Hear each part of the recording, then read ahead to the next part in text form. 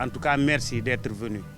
Comme Badou l'a si bien dit, je sais que depuis toujours, il y a des gens qui veulent vraiment avoir des discussions avec Baaba Maal, de causer avec Baaba Maal et de voir où nous en sommes par rapport à ce que nous sommes en train de faire, la musique, et surtout par rapport à certains de nos engagements. Et ces engagements qui accompagnent le développement, les gens veulent savoir par exemple ce que ça veut dire Nanka, quel rôle Nanka est en train de jouer dans le développement dans notre pays et au-delà de notre pays. Et en tout cas, je suis là. C'est pour vous dire que je suis content de pouvoir célébrer encore une fois de plus l'anniversaire de cet orchestre, le Daan de Lignoul. Anniversaire de cet orchestre, le Daan de Lignoul, qui se passera le 7 octobre au Grand Théâtre de Dakar. Et c'est avec plaisir que nous invitons tous les Sénégalais, parce que nous sommes au Sénégal, mais aussi tous les mélomanes, parce que je sais qu'il y a beaucoup de personnes qui viendront de la Mauritanie, de la Gambie, du Mali et des autres pays africains et de la diaspora en Europe et aux États-Unis. Et nous allons essayer une fois de plus de survoler sur le plan musical tout le répertoire du Daan de Lignoul pendant 37 ans. En 1985, on sortait Thiolel Diéry avec des musiciens qui sont encore là avec nous comme Hilaire Chabi, Mansour Seck et tant d'autres. Il y en a d'autres qui nous ont quittés. Et tout récemment, j'ai sorti un nouvel album Being avec mon producteur donc Johan Higo qui est de la Suède, qui m'a introduit dans le monde du cinéma avec Black Panther et tout. Donc c'est un survol musical du répertoire de Baaba Maal, du répertoire du Daan de Lignoul, avec beaucoup de collaborations qu'on a eu à faire. Mais aussi c'est une façon de faire un appel solennel à mes parents, vos parents. Et quand je dis mes parents, je parle de la communauté des pêcheurs, pas seulement des Sobalbé, qui sont les pêcheurs des bords du fleuve, des fleuves, mais aussi de nos parents Libou qui sont à Dakar parce que sont ici nos Ndiatigé. Et un constat que j'ai fait avec mon management, c'est qu'il y a beaucoup d'engagement de la part de cette communauté qui a su sauvegarder sa culture. Il y a un adage qui dit au Fouta Toro que beaucoup de facettes de culture sont en train de disparaître, sauf les facettes de culture des Sobalbé. Que ce soit nos organisations au bord du fleuve, les Fifiri qui magnifient les blues du fleuve qui se tiendront les 8-9 décembre, donc à Podor, une fois de plus. Et les pêcheurs, dans chaque localité ou bien dans chaque petite entité, ils ont des associations, mais des associations de développement, des associations très actives et qui se font des fois de la concurrence jusqu'à l'extrême des fois. Et chacune de ces associations me reconnaît comme quelqu'un qui fait partie de son chemin, de son parcours. Et il est de mon devoir d'essayer de les fédérer. Et j'ai utilisé l'occasion de cet anniversaire que je mets, où je mets en honneur, à l'honneur cette communauté des Sobalbé, des pêcheurs, pour quand même faire un appel solennel pour m'accompagner dans mes engagements. Engagements en tant qu'ambassadeur pour la lutte contre la désertification. Qui parle de désertification au Sénégal, c'est que nous qui habitons au bord du fleuve Sénégal, nous sentons que le désert avance de l'autre côté de la Mauritanie. Nous voyons l'impact du désert, l'impact des changements climatiques.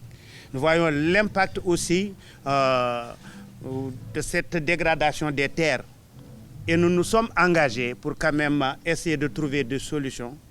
Parce qu'avec le système des Nations Unies, nous sommes convaincus qu'il n'y a pas de fatalité. L'être humain, quand les personnes se mettent ensemble et décident de se donner la main pour combattre un fléau, peuvent trouver facilement des solutions. Et moi, je me suis engagé avec le système des Nations Unies. Mais je ne suis qu'une seule personne. Je dois faire cela avec mes concitoyens. Je dois le faire avec les gens de ma communauté. Je dois le faire avec les gens du Fouta, où j'ai commencé le travail en mettant sur pied Nanka, mais aussi en essayant d'initier aussi des rencontres entre différents jeunes durant le Festival des Blues du Fleuve, pour parler de comment sauvegarder, combler cette dégradation des terres, recycler certaines choses, essayer de participer à la protection de notre environnement. Et je remercie au passage les populations de Podor, je dirais, et les environnants. Et parce que c'est des populations qui, depuis le début, se sont rendues compte que ce festival leur appartient. C'est Baaba Maal qui l'a créé, mais c'est leur festival. En tout cas, nous vous invitons, si le temps vous est permis, et surtout vous de la culture, à cette édition du 8, 9 et 10 décembre. Il y a eu beaucoup de sorties de Baaba Maal et du manager Omar Wade. Et nous avons rencontré aussi des personnalités dans le développement, dans le monde entier, qui se sont dit une fois de plus, ils vont venir nous retrouver, essayer de voir ce que ces personnalités peuvent faire avec nos communautés. Et constater ce que nous avons déjà fait sur le plan développement et de voir en quelque sorte qu'est-ce que vous pouvez nous conseiller par rapport à ces aspirations. Tout le monde a entendu aussi que j'ai parlé tout récemment de mon expérience tout dernièrement aux États-Unis. J'aimerais tellement m'appesantir là-dessus.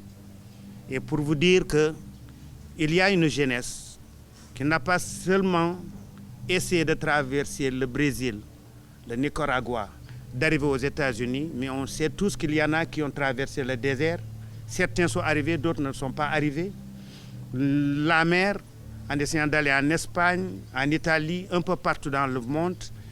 Et ça nous interpelle tous, aussi bien moi que vous, et nous devons trouver des solutions. C'est pourquoi, avec le système des Nations Unies, où j'étais invité par le système, en tant qu'ambassadeur, goodwill ambassadeur, ambassadeur de bonne volonté et land ambassadeur avec l'UNCCD, la désertification dans le système des Nations Unies, c'est ça qui m'a amené à faire une performance devant ces chefs d'État et pour faire un plaidoyer pour cette jeunesse africaine.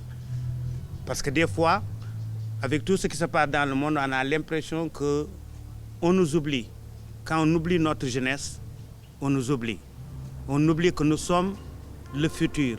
Ce n'est pas pour rien que tout le monde dit qu'Africa is the future. Africa, c'est le futur. Et moi, je dis qu'Africa, c'est maintenant.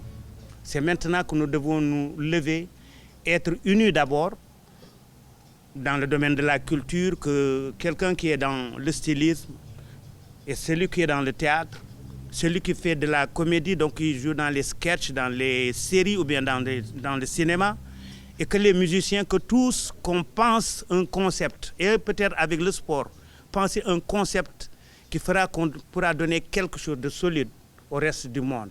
Parce que je sens qu'il y a le monde entier qui tend l'oreille, qui a les yeux rivés sur nous et qui sait que pertinemment il y a quelque chose de fort qui doit sortir de ce continent. Mais nous ne pouvons pas le faire tant que nous ne sommes pas ensemble. Nous ne pouvons pas le faire tant que nous ne mettons pas en avant cette jeunesse.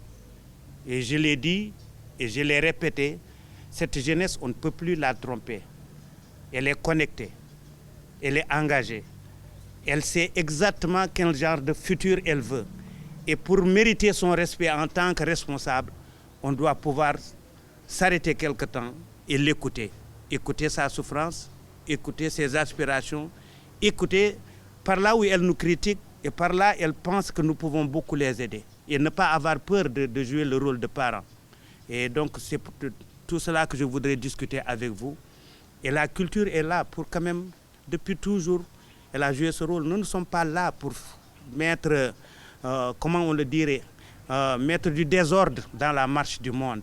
Nous ne sommes pas là pour challenger les pouvoirs publics, les autorités.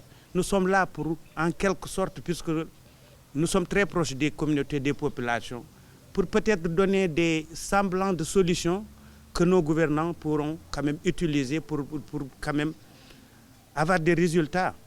Et en tout cas, merci d'être venu. Je pourrais rester très longtemps à parler, mais c'est tout simplement vous dire que cet anniversaire, c'est votre anniversaire. J'aimerais tellement que vous veniez nous accompagner.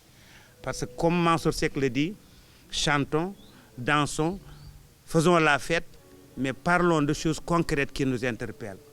Et ça a été toujours le message du Dans des Lignes.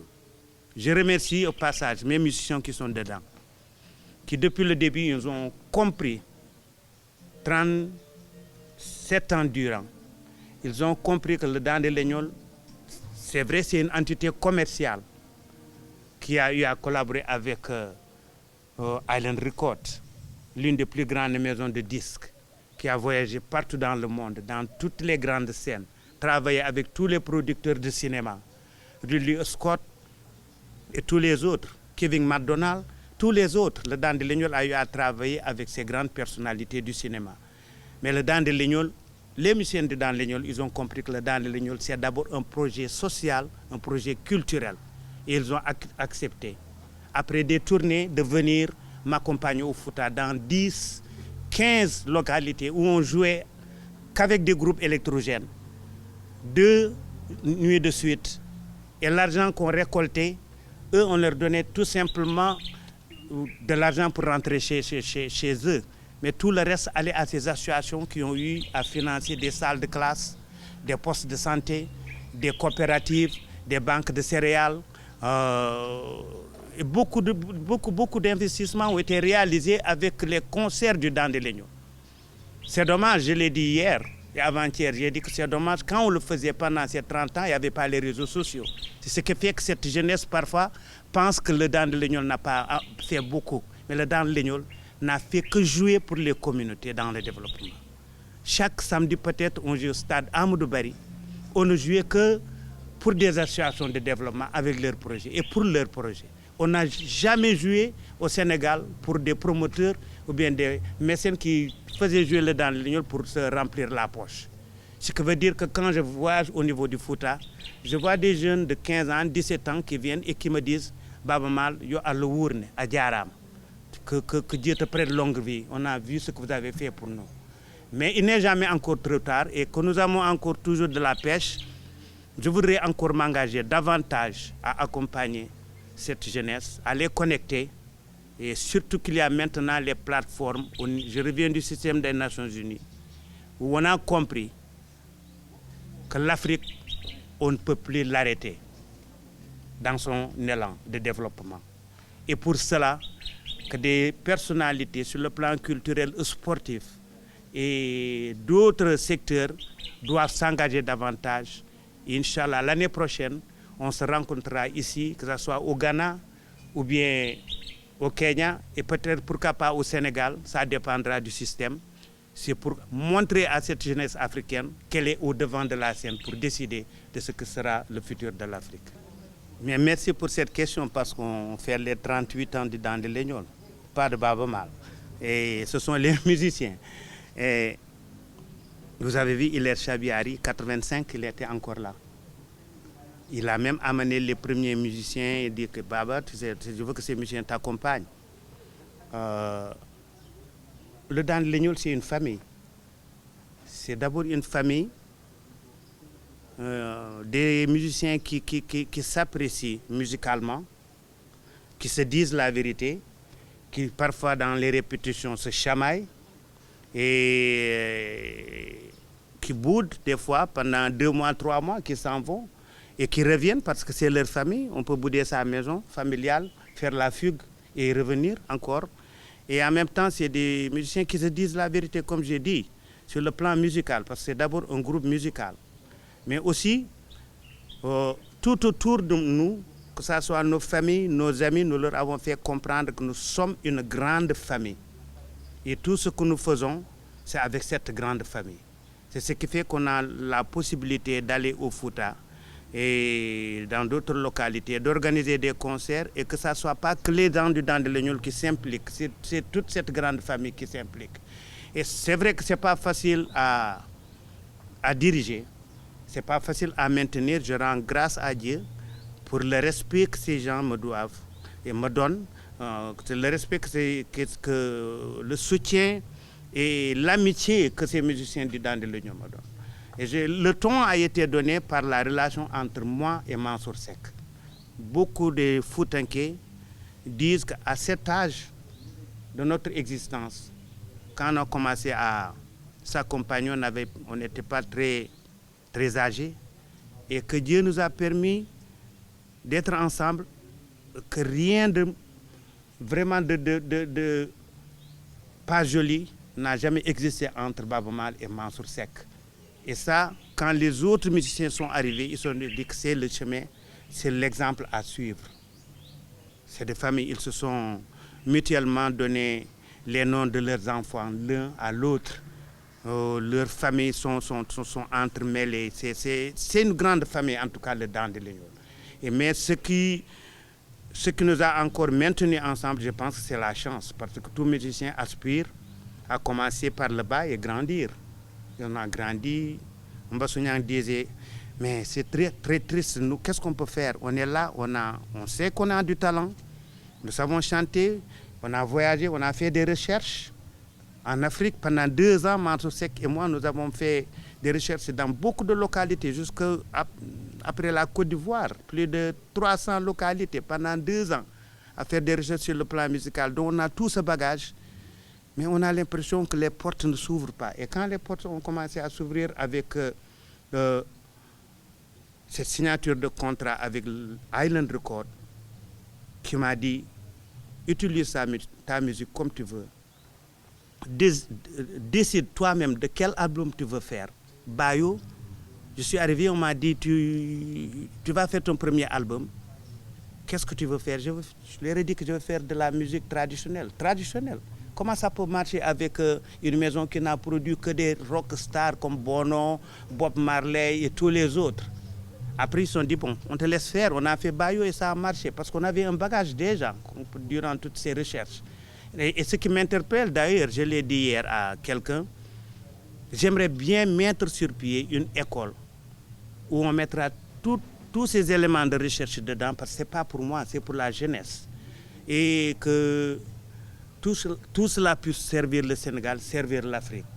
Et revenir à ce qui nous a poussé, c'est une nouvelle plateforme où les musiciens se sont sentis beaucoup plus importants. Ils sont partis en Jamaïque, ils ont rencontré la famille de Bob Marley, ils ont rencontré d'autres messieurs de la musique comme Carlos Santana. Ils ont joué dans toutes les grandes salles. Qu'est-ce qu'un musicien désire de plus? Mais en même temps, ils ont trouvé la jonction de pouvoir revenir et de retourner tout le temps à l'intérieur du pays, là où on a commencé à jouer. Et je pense que c'est une carrière formidable pour moi, mais pour les autres musiciens aussi. Un petit flashback de Baaba Maal.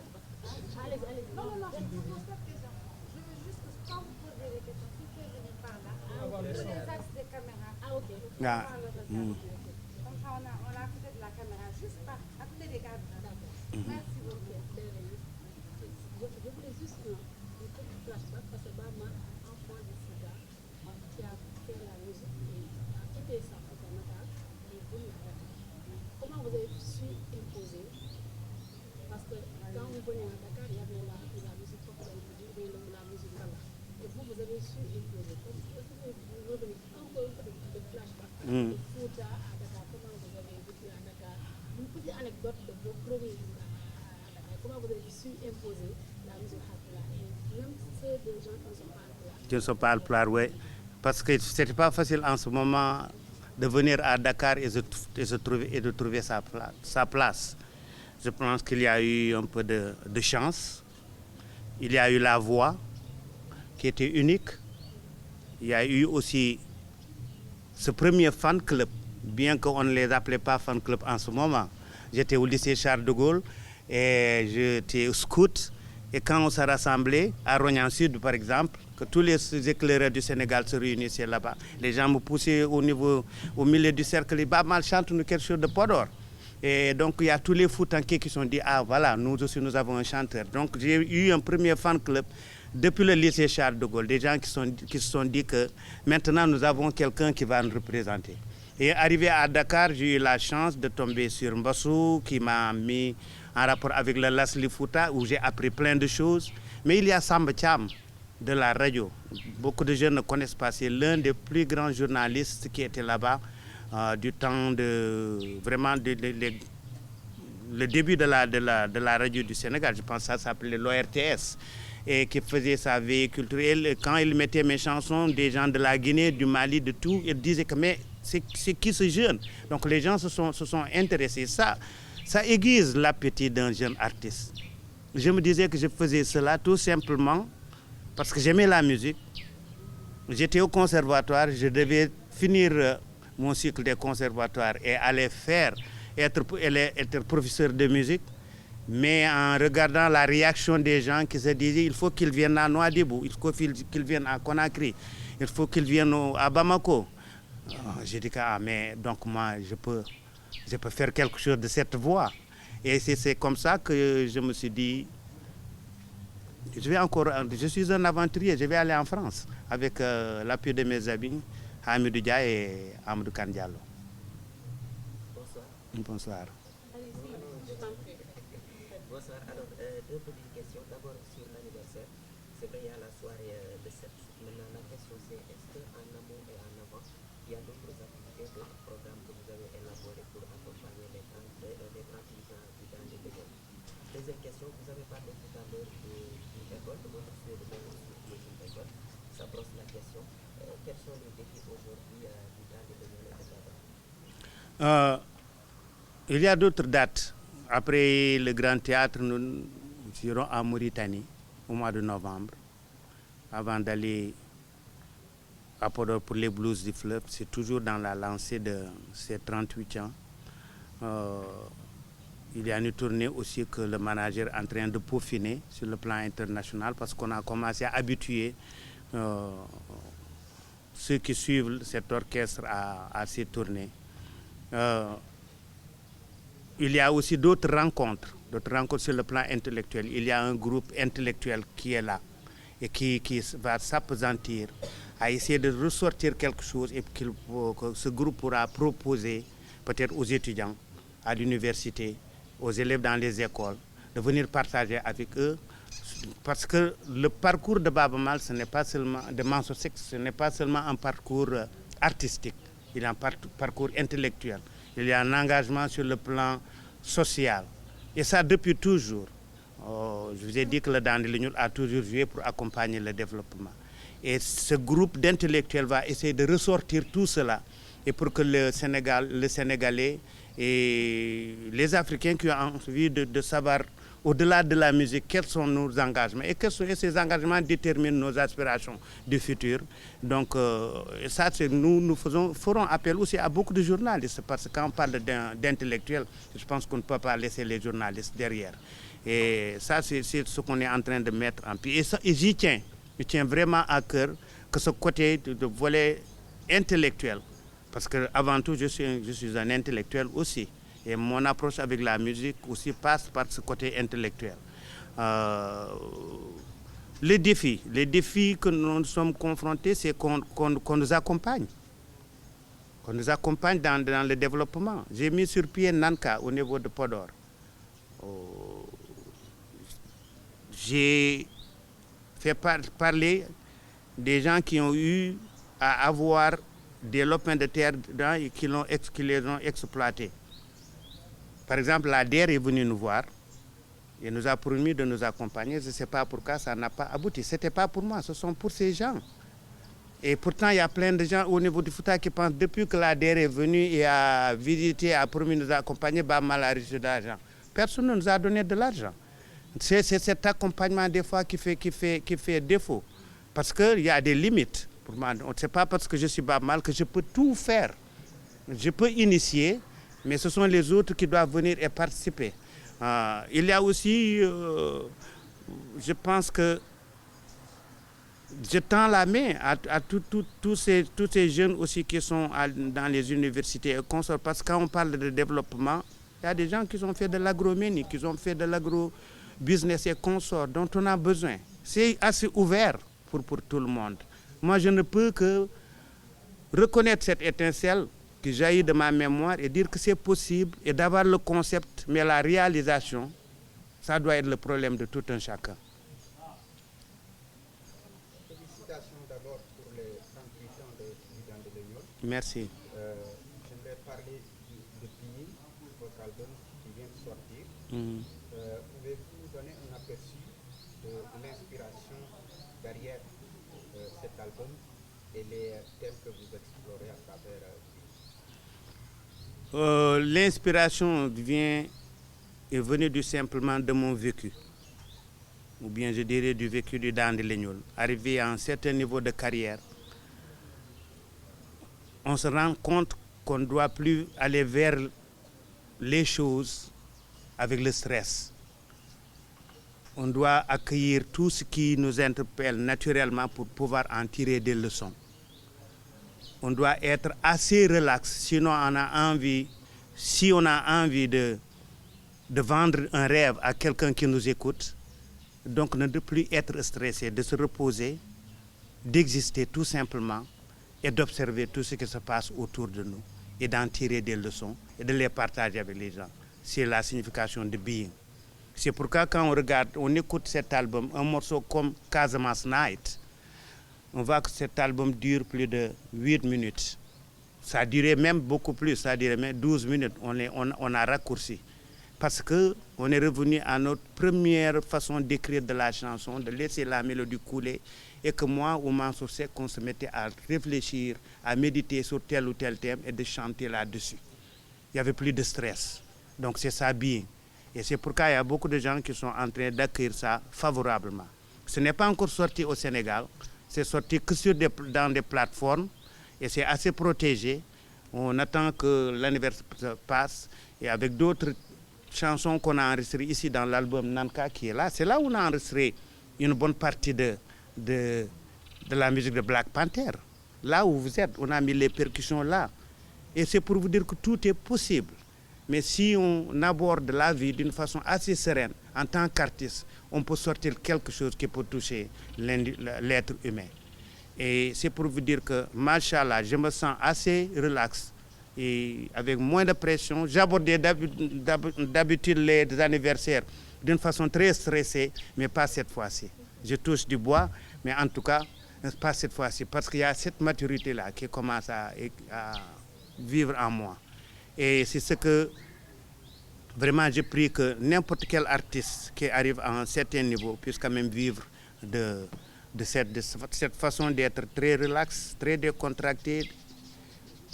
On ne peut pas prendre sa guitare, mettre un micro devant soi et réfléchir à des problèmes qui vous tracassent. Il faut être assez relax. Merci beaucoup. Alors donc, c'est juste que je voulais savoir, est-ce qu'on peut avoir un petit aperçu de ce que vous allez nous présenter pour ces 38 ans de votre répertoire. Et voilà, donc ma deuxième question, c'est qu'à l'entente de votre propos, vous avez dit que vous allez rendre hommage cette année-ci à votre communauté, c'est-à-dire les pêcheurs. Alors donc, est-ce que vous avez pensé également à cette partie des pêcheurs qui sont des carrières et qui sont dans ce qu'on appelle les Naminka, dans les îles de Niagara, aussi de manière plus large, est-ce que voilà, vous avez peut-être eu cette idée-là de les impliquer dans cette J'aime beaucoup cette partie du Sénégal. Les gens me voient tout le temps aller traverser les... je ne sais pas si ce sont des lagunes, le bras du mer qui se trouve à Ndangan et aller dans les îles du Saloum. Et ça me fait toujours plaisir de voir les pêcheurs Naminka de passer devant moi avec leur pirogue, de passer la nuit. Des fois, je vois leurs lampes torches briller dans les mangroves en train de pêcher. Et le petit matin, ils passent et demandent si nous voulons du poisson. C'est ma communauté. Et peut-être que même une partie de ma famille vient de là-bas, parce que je suis de Ngaoulé. On dit que les gens de Ngaoulé sont très connectés avec les gens du Saloum et du Sine. Ils sont invités dans cet anniversaire. Ils sont même au devant de la scène dans cet anniversaire. Et nos parents Lébou, le manager a eu la clairvoyance d'inviter le Djaraf Youssoundo et tous les dignitaires de la collectivité Lébou, qui sont nos partis, qui sont venus jusqu'à Podor dans les festivals Les Blues du Fleuve. Je suis là où vous êtes, c'est la commune de Yen. Et on n'est pas loin de Toubab Diala, où il y a la Barkham 6 qui est en train de préparer une grande délégation des Lébou. Parce que nous voulons que toute cette communauté de pêcheurs soit unie. Nous avons les mêmes réalités. Nous avons même les mêmes traits de caractère. On nous taquine en nous disant que même si quelqu'un nous met en colère, nous ne disons pas que je vais te. Nous disons que nous allons te. Ça, c'est chez les familles des pêcheurs. Donc, nous avons les mêmes traits de caractère. Mais l'autre particularité, je l'ai dit hier à Diary, je veux faire de telle sorte que cette jeune génération, très jeune génération de musiciens Haalpulaar, qu'elle puisse trouver sa place. La première partie, en tout cas, la partie acoustique, où je pourrais tester leur voix, de voir est-ce que je peux encore leur faire confiance, leur sera beaucoup réservée. Je serai là avec eux. C'est des filles, c'est des garçons, mais je leur laisserai prendre la place et de s'exprimer musicalement devant cette communauté. C'est une façon de leur dire que moi, j'en suis arrivé là. Je ne vais pas prendre la retraite, ce n'est pas encore le temps, mais je pousserai un peu la place, peut-être faire d'autres choses et leur laisser la plateforme pour s'exprimer, pour être reconnus.